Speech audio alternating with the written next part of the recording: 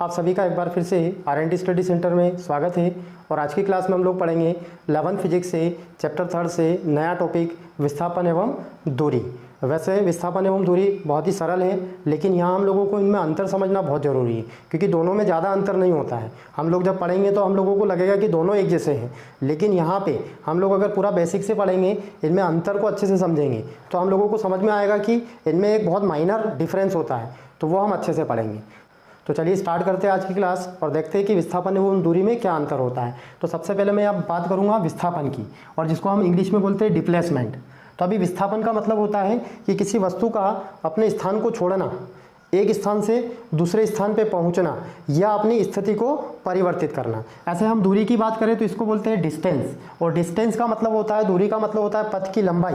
वस्तु अगर एक स्थान से दूसरे स्थान तक जा रही है तो वो कितने मार्ग को तय करते हुए जा रही है, या पथ की लंबाई कितनी बन रही है, उसको हम लोग बोलेंगे दूरी। आगे हम दोनों में अंतर एक डायग्राम से समझने वाले हैं। तो देखिए मैं यहाँ पे एक डायग्राम बना रहा हूँ। मैंने ए को स्थान लिया है और दूसरा स्थान में यहाँ पे बी ले रहा हूँ।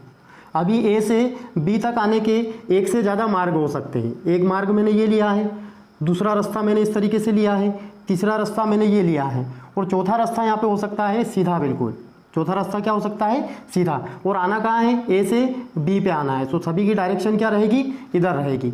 अभी यहाँ पे जो सबसे कम दूरी जो तय हुई है, इस रास्ते से वस्तु यहाँ से बी तक पहुँची है, तो हम इसको क्या बोलेंगे? विस्थापन। और बाकी जो 3 रास्ते बन रहे हैं, ये यहाँ पे दूरियाँ बनेगी।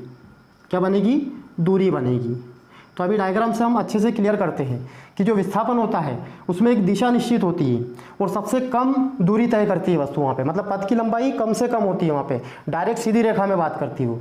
ऐसे कैसे दूरी जो है वो उस मार्ग की बात करती है, उस पथ की लंबाई की बात करती है। वहाँ पे न्यूनतम दूरी नहीं बनेगी। जैसा मार्ग होगा, जैसा रास्ता होगा, जैसे पथ की लंबाई होगी, वैसे वहाँ पे दूरी भी परिवर्तित होगी। ये वो देखें आप लोग, यहाँ पे विस्थापन में क्या होता है? दिशा निश्चित होती है। तो यहाँ पे इसकी डेफिनेशन बनेगी कि एक निश्चित दिशा में वस्तु की स्थिति बदलना विस्थापन कहलाता है। मतलब क्या होती है? इसमें दिशा निश्चित होती है, सबसे न्यूनतम दूरी की बात करती है वो। सेकेंड पॉइंट यही बनेगा इसका, अगर इसमें दिशा निश्चित होती है तो इसको हम क्या बोलेंगे? सदिश राशि बोलेंगे। तो विस्थापन सदिश राशि होती है। फिजिक्स में हम 2 प्रकार की राशियाँ पढ़ते हैं, अदिश राशि और सदिश राशि। अदिश राशि मतलब होता है जिसमें दिशा नहीं होती है, खाली परिमाण होता है। लेकिन सदिश राशि वे राशियाँ होती है जिनमें दिशा एवं परिमाण दोनों होते हैं। परिमाण तो होता ही है, साथ में दिशा भी होती है। तो जैसे विस्थापन में क्या होता है? दिशा निश्चित होती है, इसलिए हम इसको क्या कहेंगे? सदिश राशि कहेंगे। तीसरा पॉइंट देखें यहाँ पे, विस्थापन का ऐसा ही मात्रक मीटर होता है। क्या होता है? मीटर होता है। क्योंकि विस्थापन को लंबाई में नापा जाता है और लंबाई का ऐसा ही मात्रक क्या होता है? मीटर होता है। अगला पॉइंट बात करेंगे, विस्थापन का CGS मात्रक सेंटीमीटर होता है। और CGS जो है ऐसा ही मात्रक से छोटी एक यूनिट होती है, मतलब पद्धति होती है। तो इसमें जो मात्रक होता है वो मीटर से छोटा होता है, सेंटीमीटर होता है। अगला पॉइंट देखिए, यहाँ पे बात करेंगे हम लोग विस्थापन धनात्मक,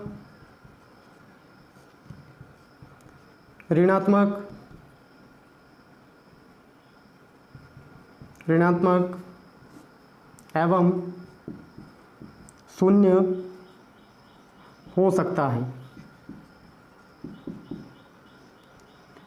यह अलग अलग स्थितियों में बनेगा, है ना। किसी स्थिति में धनात्मक बनेगा, किसी में ऋणात्मक बनेगा, तो किसी में शून्य बनेगा। अभी हम लोग इसको भी डायग्राम से अच्छे से समझते हैं। देखें आप लोग, यहाँ पे विस्थापन धनात्मक कब बनेगा?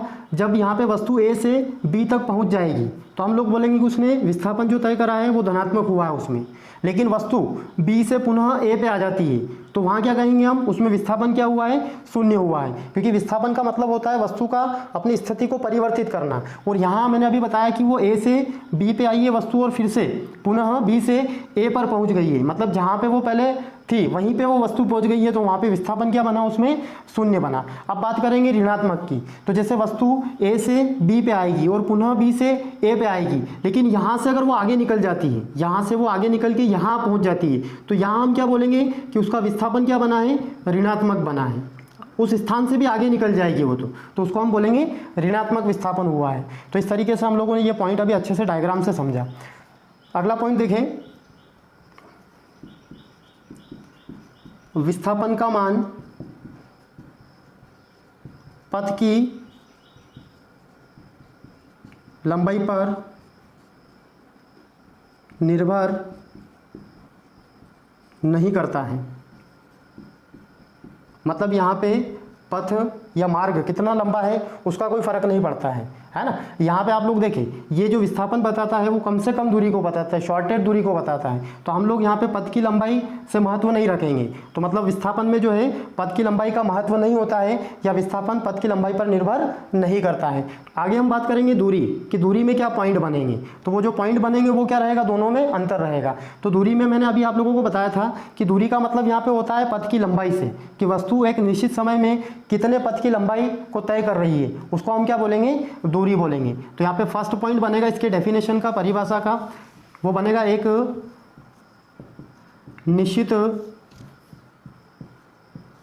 समय में वस्तु द्वारा तय किए गए पथ की लंबाई को दूरी कहते हैं। मतलब कितनी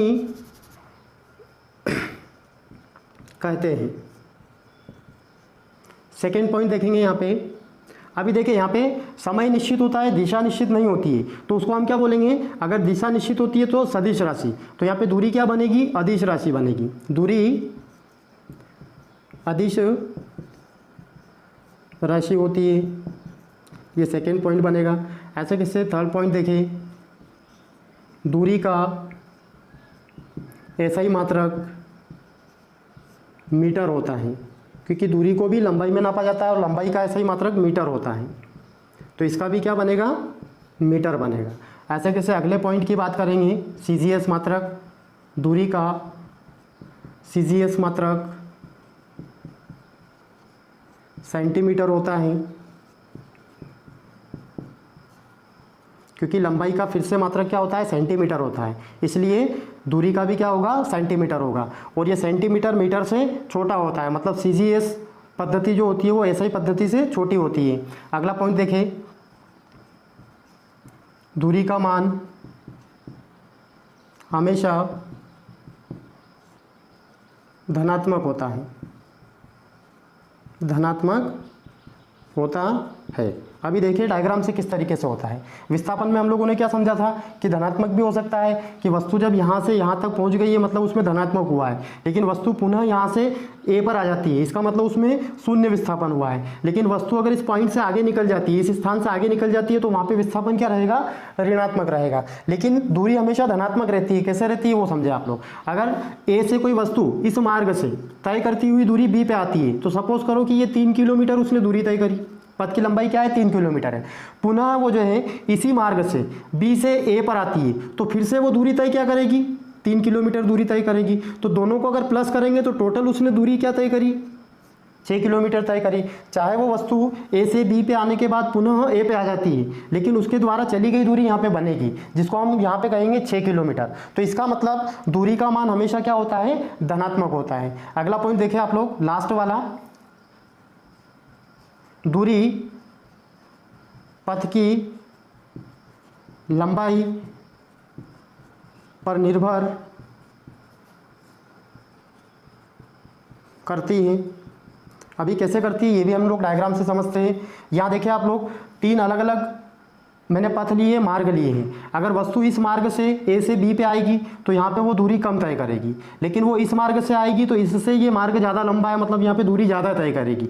अगर हम इसकी बात करेंगे तो इस पर फिर से वो ज़्यादा दूरी तय करेगी। जैसे मैंने ये बताया कि 3 किलोमीटर है, अगर ये 4 किलोमीटर है ये वाला, और ये हम मान रहे हैं कि 5 किलोमीटर है, तो देखिए यहाँ पे अगर इस मार्ग से वस्तु ए से बी पे आएगी तो वो दूरी क्या तय करेगी, 3 किलोमीटर। तो ये पथ की लंबाई पर निर्भर कर रहा है। वैसे अगर इस मार्ग से आएगी तो वस्तु ने कितनी दूरी तय करी, 4 किलोमीटर। तो ये पथ की निर्भरता हो गई उसमें कि दूरी पथ पर निर्भर करती है। ऐसे कैसे इस मार्ग से आएगी, इस पथ से आएगी तो वो कितनी दूरी तय करेगी, 5 किलोमीटर। तो जैसे जैसे पथ की लंबाई बढ़ी वहाँ पे उस वस्तु द्वारा चली गई दूरी का मान भी बढ़ता है। अभी हम लोगों ने अच्छे से विस्थापन एवं दूरी में क्या अंतर होता है वो समझा। तो आप लोग बिल्कुल बेसिक से इसको समझें, साथ में इसके नोट्स भी बनाएं और अच्छे से इसकी प्रैक्टिस करें ताकि आप लोगों को कभी भी आगे दिक्कत नहीं आए। Thank you.